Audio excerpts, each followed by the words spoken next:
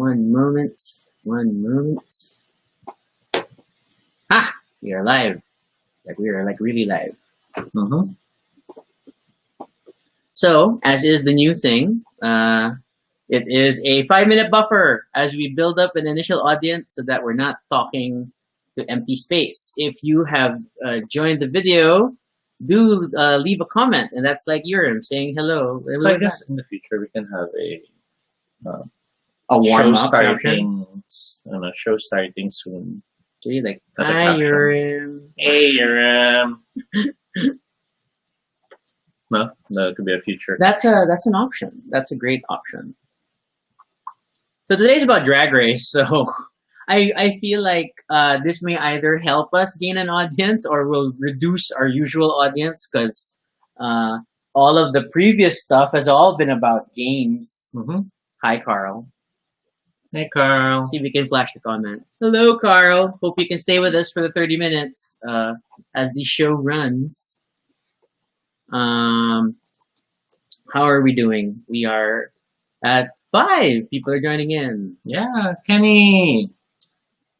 Yes, this is our oh honey. I should reshare this. Trixie. Yeah, please. Started. Oh yeah, you know that's the new thing. We should be like totally like other live people and like please reshare the live video. Spread the word. Today we're talking about Drag Race Tropes. Oops, I should have the caption back up. And to be specific, RuPaul Drag Race shows, but tropes. But I'm writing it as submitted. This is as the topic was submitted. And to be fair, Canada's Drag Race is not RuPaul's Drag Race Canada. It is slightly different. Mm-hmm. So, among other things, okay. As always, first time Troop Guy will dance is when we hit 10, and then future Troop Guy dances is when we hit 20. Oh no, and then I'm like super conscious of how many times I touch my face while we take these videos. Awesome. I'm super conscious of my loose shirt. Okay, you want to tell the story while we're waiting about the shirts that we're wearing, okay? Apart from, that obviously they're Trixie and Katya shirts, yay. And covered with bees because it's Oh Honey. And yes, thanks Ken for loving the shirts. We're experimenting. So we got these without having a full appreciation for American shirt sizes at the time. Mm-hmm. I thought we had interpreted the shirt chart correctly. We did not. So both shirts were super big. But then today, because Toby's like, at least one of us should have a shirt that fits better. I am wearing the large shirt. He's wearing the extra large shirt, which used to be used to be my shirt. So it really just looks like a dress or something at this point. Hi, Pico over on YouTube. Hi, Pico. Of course, I was assuming you'd be here. Ironically, you did not submit this question. I thought you would end up submitting Drag Race questions. You send me stuff on Curious Cat. But yeah.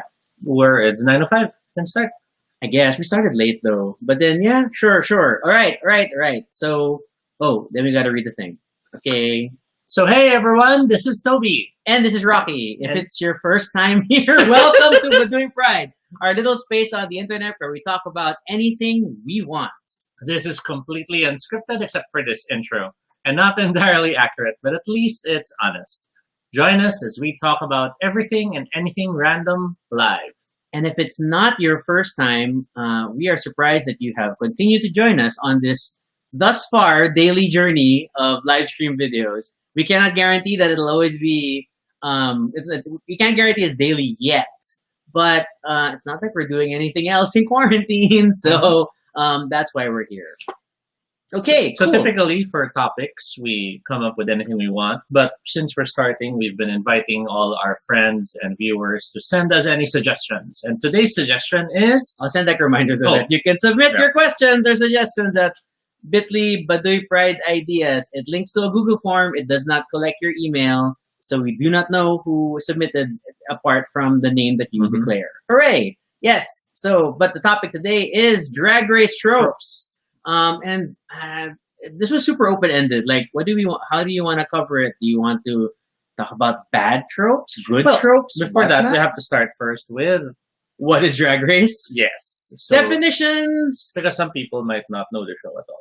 Which is strange at this point. But yes, it is possible that some people do not know about RuPaul's Drag Race. So how do you want to introduce RuPaul's Drag Race? Drag Race was the show that put drag into the mainstream limelight. Well, at least you really gave it a big push in the last few years. Despite the fact that drag has been present and quite a creative force for so many years. Yes. It was the show that allowed people to get a glimpse of it despite not being part of the culture or subcultures that usually celebrate it. We're at 10. Oh! Ah! We're 10! We need to get a new 9-volt battery soon because Tube Guy has been getting a lot of work in the last week. Okay. Which is a good sign. Yes, but we can't talk while he's on. All right. Now, RuPaul's Drag Race has been running for... at what's now? 12 seasons, 5 all-star seasons, 2 seasons in Thailand, 1 in the UK, one in ongoing Canada. And has had its own share of spin-offs. All-Stars, Celebrity Drag Race, and of course, Drag You. Which was what we love so much. We love Drag You. And today's topic was GM's recommendation?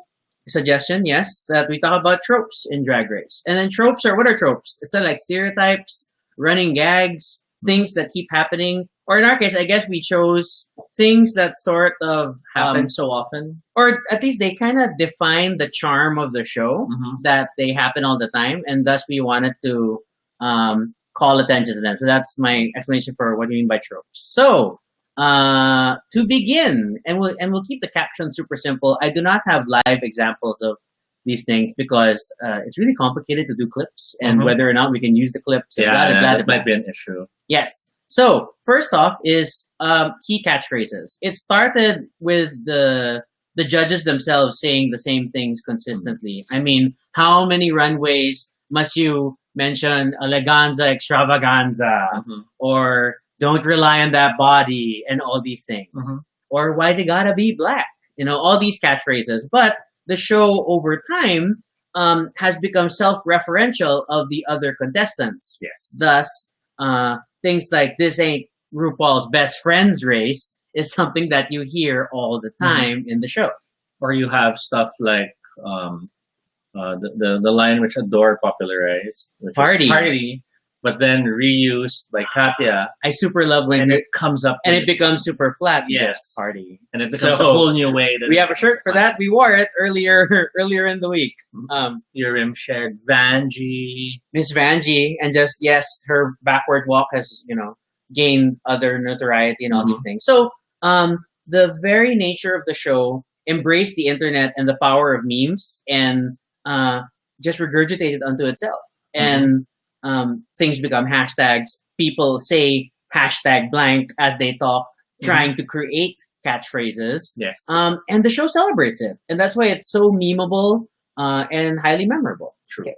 So beyond that, Toby brought this up, are reaction edits. And we don't mean cutting to confessionals, okay?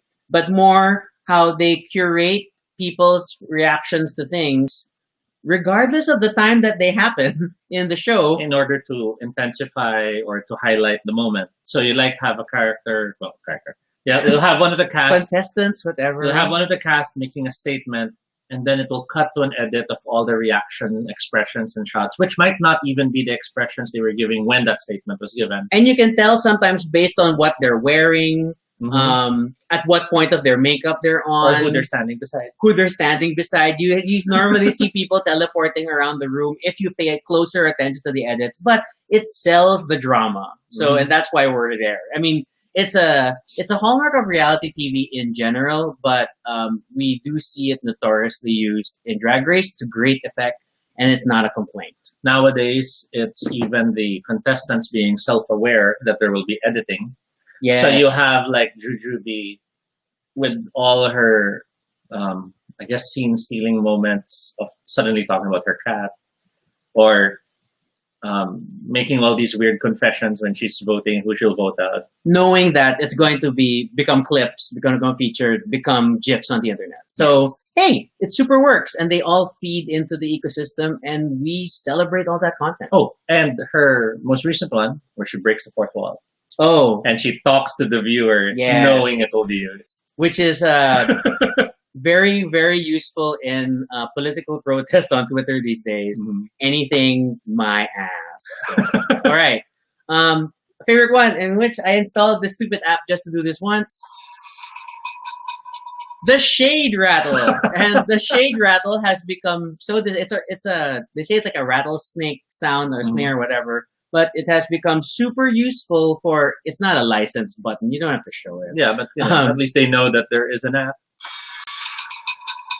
There's another app that's a floating widget. It seemed more annoying to use, but it's become a way to stress the drama, and because of the self-referential, memified nature of the show. We saw in the last regular season of All Stars that you had Jem pressing the giant shade button prop on the wall, and that was awesome. And then play. It didn't necessarily play the soundtrack. The sound effect. It would just play in post, and then later on would sell buttons like it, which is very similar to the Staples button. About it being that easy. And you could imagine in the latest season where, no, it wasn't the latest season, but when you had one of them kept hitting the wall. Yes. They were expecting it to be edited to have the sound effect. Yes, they assumed that the editing would happen for them because that was a prop button. It wasn't an actual working button. Wants to have their spotlight. Trying to create moments so that you are remembered on the show. If they're memeable, they become remembered. But we love this. Okay. Then, of course, we have queen classifications where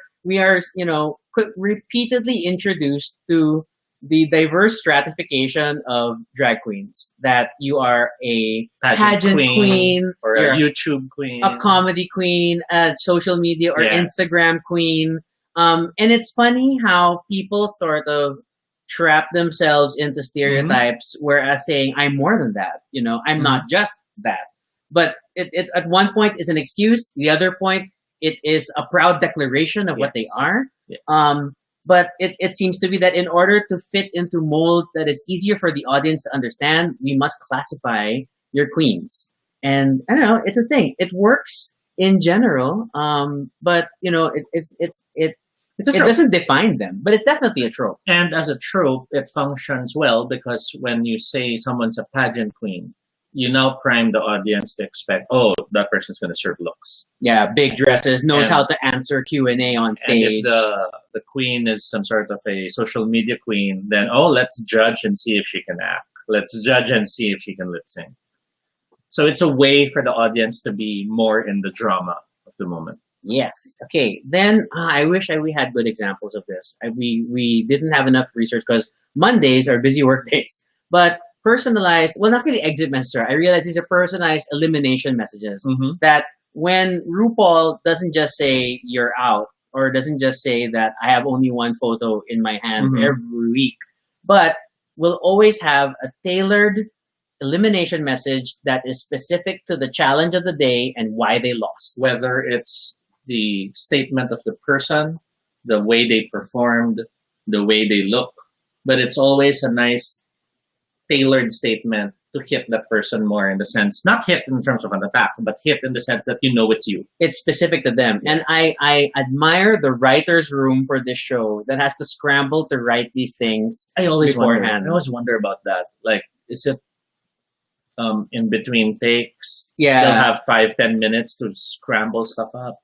Does she have an earpiece so they're constantly working behind the scenes and you could her? hide an earpiece in those wigs? Because we're not sure. I mean, we know that there's time between the judging. We know that elimination can take hours. Yes. So anything is possible, and I mean, and for all we know, a lot of it in the end is really just RuPaul coming up with stuff. And who knows? And that's right? what they're trying to do in the Canada Drag Race, but they're not doing it as well. Canada is a topic on its own. Yes. Canada has an episode. But let's wait for it to finish to fully determine how we feel about Drag Race Canada. This is a trope that's prominent in Drag Race because most reality shows, when reality shows were still in its early heyday, had very scripted statements. Yes, yes. The tribe has spoken. You must all vote. I have only one photo in my hands. One day you're in, the next day you're out. They're all designed for recall. And to be fair, Drag Race started the same way, where it is either Shantay you stay or Sashay away. But then by personalizing the messages, the the elimination itself becomes memorable because you start remembering the person and why they were removed or this and that. Or it's even a glimpse of why they were judged to be removed. Or in some cases, it's a, what's the word? Consolation. Yeah, I mean, like you get a out, memorable exit. You're out, but I'll say something nice about you. Or say something funny that, it was super awesome. I mean, some of them are just positive, uplifting messages. But more often than not, they are clever recaps of the criticism right there on the main stage. Which the contestants themselves have now embraced in their own way. Yes. By having their own exit statement as well. Yes, that when they are at the edge of the stakes, they have to say something or do something before they leave, or find a way to make that last hope of becoming memeable. Which again, ties back to everybody is trying to maximize their potential fame and making sure they are memorable. So before we continue on to the remaining 5, we came up with 10. Quick highlights of the comments is that, and most of them are Pico. Sorry, is that. What's this? The queen who removes the first wig loses. That was an early trope that we knew that almost, and this ties to a later trope we highlighted in almost every lip sync. When you are showing that you are super into your lip sync, you start taking off your drag. When you're determined to win, what, I'm going to remove my wig. I'm going to rip off my outfit. Yes. I'm going to throw away my makeup. I'm going to get down to the padding. But then.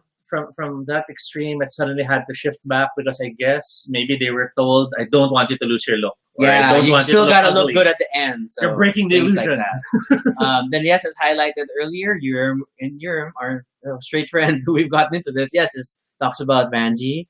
Kenny, of course. Opulence has a popular catchphrase, yes, which is in itself a reference to Paris is Burning. Yes. But hey, it just worked the way it came out. Okay, and then a few more Pico notes from YouTube for the Facebook people who can't see them. Shangela breaking the fourth wall in All Stars 3. Yes, that was a key moment. And then the actual shade button that is being sold is $10 and props. Oh, you should have hit the shade button that moment. I have to unlock my phone to do that. Okay. That was a perfect moment. $10? Okay, so we go on to the remaining and did I code this right? I think I may have missed one of them, but okay. It's okay. It's just so All-Star Judges Activity. So this is a recent innovation of RuPaul's Drag Race All-Stars because when they started flipping the script and RuPaul was no longer making the final decision and it became a vote or someone else has to decide who goes home, then we now have the new running gag of what the judges do instead, where they're baking cookies, manicuring, whatever, washing their hair, including props and making guest judges do these things. And it's cute. It's a cute little trope, distinct to All Stars, that adds, a bit more variety to things. The show has been trying to find little gimmicks or little fun stuff to throw in that portion, with the latest one being the phone that had been cut out, so it didn't make sense in the end. Yeah, the whole what? But the final is next week. Apparently, there was more going on there, and they forgot, or they edited it out because it didn't work. Something. Okay, but so you have that one. The judge activities. Okay, next one, of course, is the classic, the Lipsync Gimmicks, and how do you want it? So in the beginning, it was taking off the wig. Yes. That was an early lip sync gimmick, and that. That they're super committed to this lip sync and it's really a lip sync for their life because they're taking off the drag. And the outfit gimmicks were not in the lip sync, but normally were in the runway moments. The main runway, yes. Like you had the fashion runway moments or the what's this? When they work with junk. So they'll find ways to give it a gimmick or give it a twist. And then eventually it became during the finale, they would incorporate this gimmick to try to stand out. And that's when you start having sad moments when the queens are too obsessed with making the gimmick work that obviously you could see on their face. They're trying to set it up while they're performing. Yeah.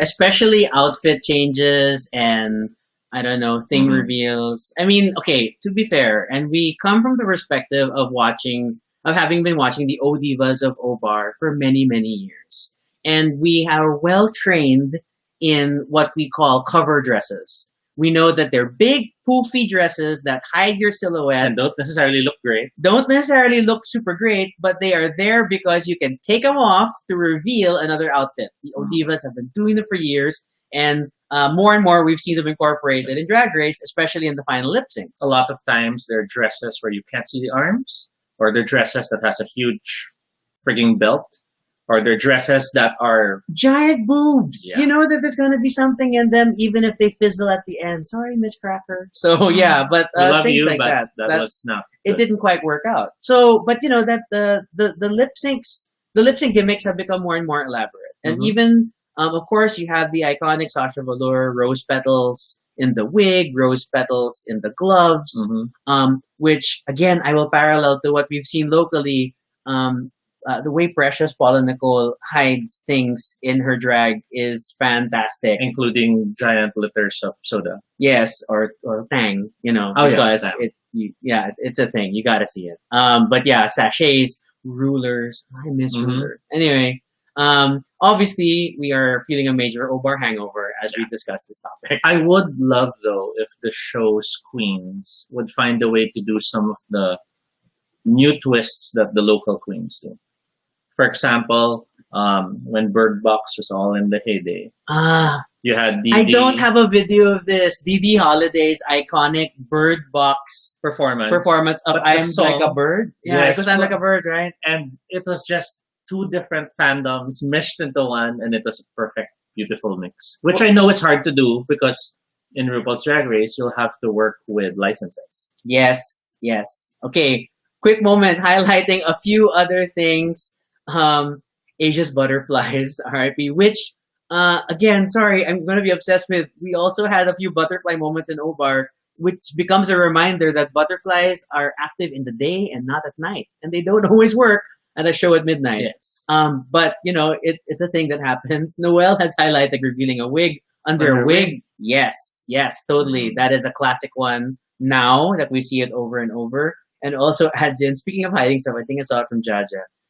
Yes, especially when Jaja has her catsuit stuff on. It's always the potential to hide things in her wig and in the sides. Yeah, I remember it from Karen because she would bring out that wax candle. And that's a unique experience in itself. Okay, and then Pico in YouTube just says burning dresses in Drag Race Thailand. We've only watched. We haven't seen that most of season 1. We haven't seen all season 2. What? We need something new now for spoiler. Because despite being subscribed to WoW Plus, we do not get Drag Race Thailand in the Philippines. That is terrible, and thus, why don't we get that? So, okay. From now on, we shall have the spoiler shark. Toby just wanted to bring out the shark. It's a long story to explain why Toby has a shark puppet, but that's life. Okay, so moving on to other tropes of Drag Race, and this one I've always loved distinctly is RuPaul's very distinct and very blatant product placements. Totally shameless, totally works. Yes, I mean, to be fair, the show in itself, each season will center around celebrating a new piece of music from RuPaul or a new album and feature it that way. Yes. But by now, we all know about like Casper mattresses and the squatty potty and the all the accessories that you can get, the wigs, the glasses. There are so many things, and it must be great to be part of RuPaul's Drag Race because when you buy into sponsorships, you get distinct features on the show, and we're not just talking about the drink sitting on the table. No, which is usually for Mickey's. Yeah, it's now it's for Mickey's. Well, yes. Remember, it used to be Absolute because Absolute sponsored the Interior Illusions Lounge. You know, so things like that. Yes, Pico Stress and Squarespace. So it's all these things that the product placement has been fully integrated into the show. It's hilarious and it just works. And then it gets interesting with the UK version, which has laws against. You cannot do sponsorships in the UK, and so suddenly you're stuck with these RuPeter badges that are a reference in the UK that don't make as much sense outside of the UK. But at the same time, it allows them to still maintain that trope, which is let's showcase and celebrate something which may or may not be an actual prize. and still work with the existing law. So props to Drag Race UK for getting around the lack of sponsorships because of the nature of British television. So, but yeah, it still defines a lot of what we know about Drag Race. 5 more. We need 5 more. And then Toby wants to hit 20. Okay, this one now I remember, and we didn't have a good term for it, but it's really the trope of don't you watch the show? Yes. 12 seasons in, 5 seasons of All Stars, 3 international editions at least. Or I think there's another one in South America. And you will still always have some queen who will be raising a fuss, complaining how I don't design dresses, I'm not an acting queen, I don't do comedy. And always someone has to slap them on the face with the statement, don't you watch this show? Right? It's crazy that I still don't assume at this point that every Drag Race contestant is the star of all seasons, Renaissance drag people that can so sing, act, and whatever. But knowing it shouldn't be a surprise. Knowing that those will have those kinds of challenges. You gotta at least have a plan for it, that you know how you're gonna face these challenges when they're there. And let's face it, I'm sure there's a checklist. When you're in the show, you'll be told to bring your outfits, and there's probably this and this and this and this are possibly the topics. I'm sure they have the runway topics, except if it's a sewing challenge. Now, when you have all of that, and you know reality TV, basically, you know there are going to be challenges that are beyond just the main thing of the show. So whenever that statement comes up, it's always oh my God, it's that excuse again. Yes, please stop and just get your head in the game. You know, it's a competition. That remains one of my favorite moments. What? Although it's not from Drag Race, it was Ru. This is a game. You should play the game. Oh. Because someone wanted to. I'm not sure if I should say the name of the show. Yeah, if you've watched other shows where RuPaul is a judge, wow, that was super that. No, it wasn't part of the script, Jed. It was in a judging point. It was a show where someone refused to keep playing because it felt like they were attacking a friend, and it was not a Drag Race show. Yeah, it wasn't Drag Race. It was the body painting. Got so angry. It was awesome, and it was an amazing moment. All right, quick moment and other thing, because we're down to our last trope to talk about, of course. This is coming up multiple times. The fracking. I'm just gonna leave it there. The fracking, and the fracking. And I'll just say yes. And then, of course, Noelle highlights Anastasia Beverly Hills. Yes, a wonderful, wonderful sponsor that goes on. And then Noelle also asks, I wonder what Canada is doing about that, to which I can only answer, okay. They're probably very sorry. All right. Then Brian stresses, RuPaul's still getting shocked with death drops. That's true. Okay, that one, though, I don't think Ru is faking it. Because I think it's like us, in the sense that we're watching the show, the queens will do something we're expecting, or they're going to do something we know they're good at, and we just really appreciate that they still do it well. There is that. I mean, or like if you watch YouTube reactors who react to shows, people don't necessarily watch shows exactly like that. Reacting to a show is partly a performance. In the same way that this is a performance, it's not necessarily how we talk normally, although people can counter. So yeah, it's part of the game. It's good TV. That's what it is. Pico stresses Netflix availability, and there's that. Chuck, thanks for liking our shirts. If we got them online during DragCon, something. Okay. Yes, Noelle says it'll be top 2 days and 2 hours. We are struggling. We're down to 5 minutes. I got to. Yeah, and then I'm not going to highlight the other show. Thank you for chiming in, Noelle. Yes, we just didn't want to mention it only because we want to focus on Drag Race. And yes, and then Jed says they have to ham it up. Exactly, they have to ham it up for the show and for the reaction. That's true. Now, favorite or signature trope of RuPaul's Drag Race overall that really shines out. That at the end of the day, this is RuPaul's show. The greatest strength of RuPaul's Drag Race is the fact that it's RuPaul's show. No matter what the judges say, no matter how they feel about the performances, no matter who their favorites are, it's RuPaul's decision. It's Super RuPaul's Decision only. Which throws into question the spin-off Again, shows. That's a different subject. Because to be fair, in Drag Race UK, they were able to get RuPaul still as the host, and that helped resolve things. Some of the more controversial All-Star seasons are the ones that RuPaul stepped away from more of the judging process, and things became more democratic, and thus we get arguments over whether or not the queens are worthy or not of winning. But then there would also be people who would say, "Who's Ru to say they're the best?" I mean, it's her show. Yeah. Her name's on the show. But you'll always have people who will have opposing views. Yeah, but at least when we stress that it's RuPaul's show, it does give a singular voice, a singular perspective of what the show is about. It's not best drag in the world. It's the drag that RuPaul likes, which and is to why, some degree, the queens have to play up to what she likes. And that's why if the queens in the contest are smart, when Ru throws suggestions, you take the suggestions wholeheartedly. Gives hints.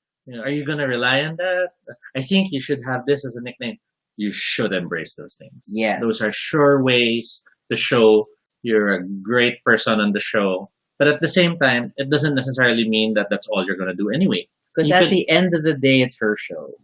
But again, because when you think about other shows, especially the ones that came out at the time, like especially it got a lot of comparison to America's Next Top Model, or where you have Tyra Banks, but in a panel, Tyra Banks just delivers the final. Is Tyra Banks, right? Okay, I think we watch a lot of ANTM. But delivers the final decision.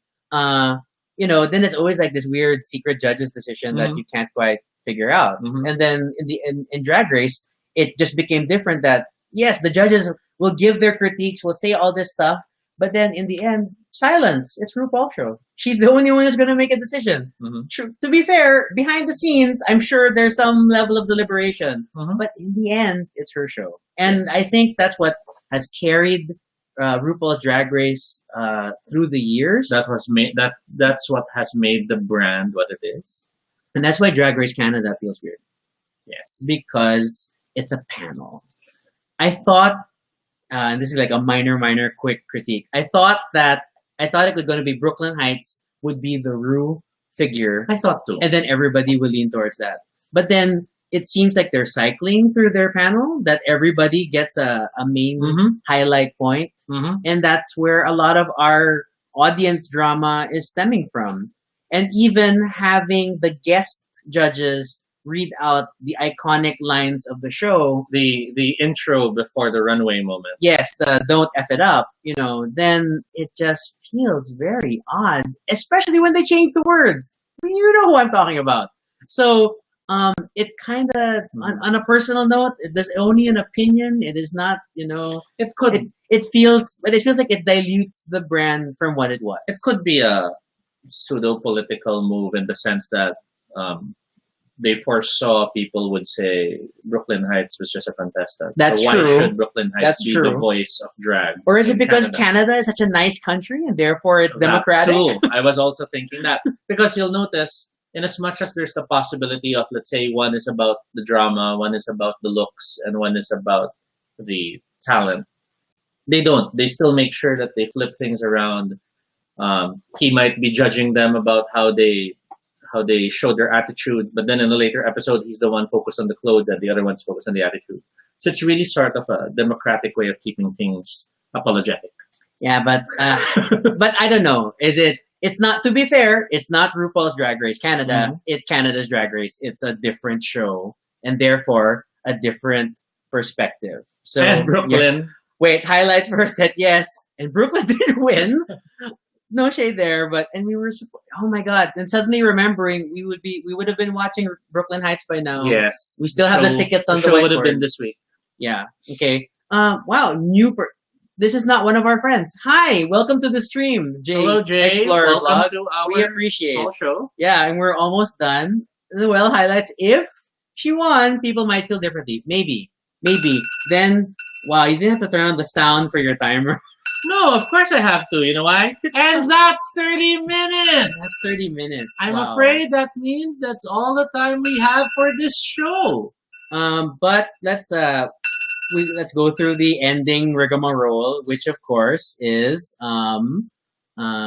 first, if you have questions for us or suggestions for future blog topics, you're always stressed to submit them at bit.ly Baduy Pride Ideas for your suggestions. This topic tonight was a suggestion by our friend GM. Thank you so much. It challenged us to talk about something other than board games because we've been talking about board games for 5 nights straight. As always, we reserve the right to choose only topics we're willing to talk about because this is our channel, not yours.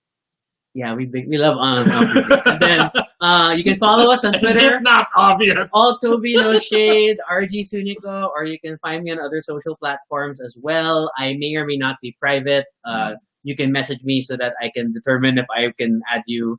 There is a blog that corresponds to all this that features all the recordings of past episodes. And then more importantly, all the other stuff about our strange gay geeky life together. Okay, so we appreciate you tuning in for this 6th episode. Well, we've been doing this we're about to hit a week, people. A week of these shows, and we super appreciate. And as much as it might be fun to have longer shows, we like the idea of this is a 30-minute thing where we get to share some time with you despite the lockdown. Yes. Last rundown. There's so many comments. Oh my god. Okay, wait. Quick rundown of comments. Quick one. Of course, Jed stresses. Heights could also, if Heights the sole judge could have watered down the brand. Yes. That's true. She barely says much. And then Brian the Crush stresses much too short. Yeah, I know. Tropes is a big topic. That's what many guys say.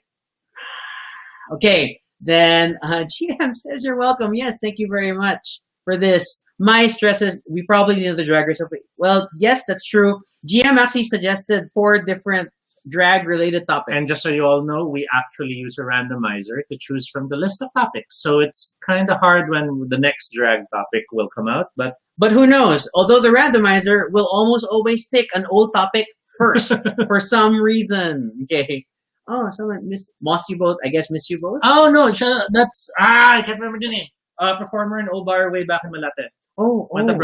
Okay. I don't recognize your Facebook name. I'm so sorry. Suggestion: Tutor Boot Obar Queen looks. Okay, we don't have it ready. Oh my gosh! I don't know. Well, Jed, if we do that, then we'll have to have a critique of the DJ. Yeah, we'll have to have a mute or play. What do you say, DJ? This isn't. Yeah, it's not. Okay. Other comments. Oh, someone likes the rainbow flag. Thank you for noticing the rainbow flag. We try to dress the set very slightly. Okay, you can show your statement. Which one? Sorry. There, that one. There, that one. Which is biting. I've been with this man for over 10 years, and I still can't. I still can't. Noel Stress is bringing in guests.